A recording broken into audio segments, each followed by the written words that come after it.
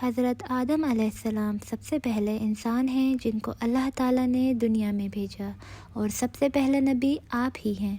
آپ ہی کی اولاد ساری دنیا میں پھیلی۔ آپ کا ذکر قرآن پاک میں 19 بار آیا ہے۔ جب اللہ تعالیٰ نے دنیا کو آباد کرنے کا ارادہ کیا تو اللہ سبحانہ و تعالیٰ نے فرشتوں سے کہا کہ میں دنیا میں اپنا ایک نایاب خلیفہ بنانا چاہتا ہوں۔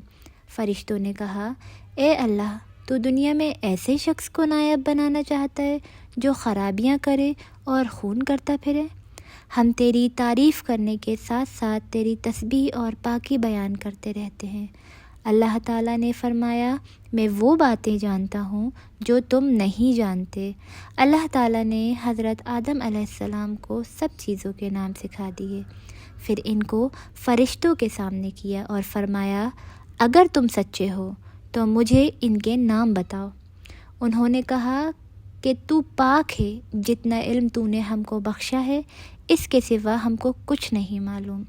پھر اللہ سبحانہ و تعالیٰ نے فرشتوں کو حکم دیا کہ تم آدم علیہ السلام کو سجدہ کرو، تو وہ سب سجدے میں گر پڑے مگر ابلیس یعنی شیطان نے منع کر دیا۔ اس کا ذکر پہلے بھی آیا ہے۔ اللہ تعالیٰ نے حضرت آدم علیہ السلام سے کہا کہ تم اور تمہاری بیوی جنت میں رہو اور جہاں سے چاہو کھاؤ پیو، مگر ایک خاص درخت کے متعلق حضرت آدم علیہ السلام کو منع کر دیا کہ اس کے قریب بھی نہ جانا ورنہ تم ظالموں میں سے ہو جاؤ گے۔ اس طرح اللہ تعالیٰ نے حضرت آدم علیہ السلام کا امتحان لیا کہ دیکھیں یہ ہمارا کہنا مانتے ہیں یا بھول جاتے ہیں اور شیطان کے بہکاوے میں آ جاتے ہیں۔ شیطان جو پہلے ہی حضرت آدم علیہ السلام سے ناراض تھا کہ ان کی وجہ سے وہ خدا تعالیٰ کے دربار سے نکلا اور خدا تعالیٰ کی لعنت اس پر ہوئی، اور اس نے قسم کھائی تھی کہ میں حضرت آدم علیہ السلام اور ان کی اولاد کو قیامت تک بہکاتا رہوں گا کہ اللہ تعالیٰ کا کہنا نہ مانیں اور خوب برائیاں پھیلائیں۔ وہ حضرت آدم علیہ السلام اور ان کی بیوی حضرت حوا علیہ السلام کو برابر بہکاتا رہا کہ اس درخت کا پھل تم ضرور کھاؤ، اس کے کھانے سے تم فرشتہ بن جاؤ گے، جنت میں سے بھی کبھی نہ نکالے جاؤ گے۔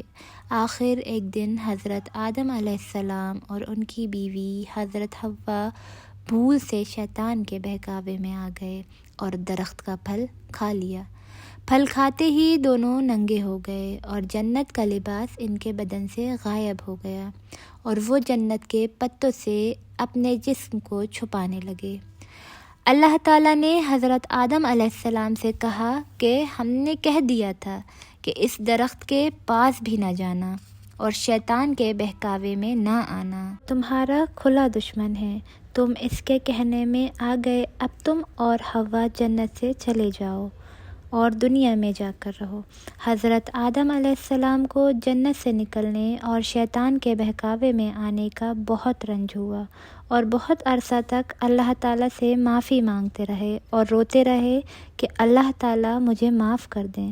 آخر اللہ تعالیٰ کو رحم آیا اور حضرت آدم علیہ السلام کو یہ دعا سکھائی کہ اے ہمارے پروردگار، ہم نے اپنے اوپر ظلم کیا اور تو ہم پر رحم نہیں کرے گا تو ہم بڑا نقصان اٹھانے والوں میں سے ہو جائیں گے۔ تو حضرت آدم علیہ السلام نے یہ دعا بہت گڑ گڑا کر مانگی اور اللہ تعالیٰ نے اپنے رحم سے انہیں معاف کر دیا، اور پھر کہا کہ تم اور تمہاری اولاد دنیا میں رہو، اور یہ بات یاد رکھو کہ جب میری طرف سے کوئی نبی میری ہدایت لے کر تمہارے پاس آئے تو تم اس کا کہنا ماننا۔ جو میرے بھیجے ہوئے نبیوں کا کہنا مانے گا اس کو پھر نہ کوئی خوف ہوگا اور نہ غم ہوگا، اور جو لوگ میرے نبیوں کی بات کو نہیں مانیں گے اور ہماری آیتوں کو جھٹلائیں گے وہ دوزخ میں جائیں گے اور ہمیشہ اسی میں رہیں گے۔ اس کے بعد حضرت آدم علیہ السلام اور حضرت حوا علیہ السلام دنیا میں سہنے لگے، خوب دل لگا کر عبادت کرتے، ان کو بہت اولاد ہوئیں اور دنیا میں سب جگہ آباد ہوتی رہیں۔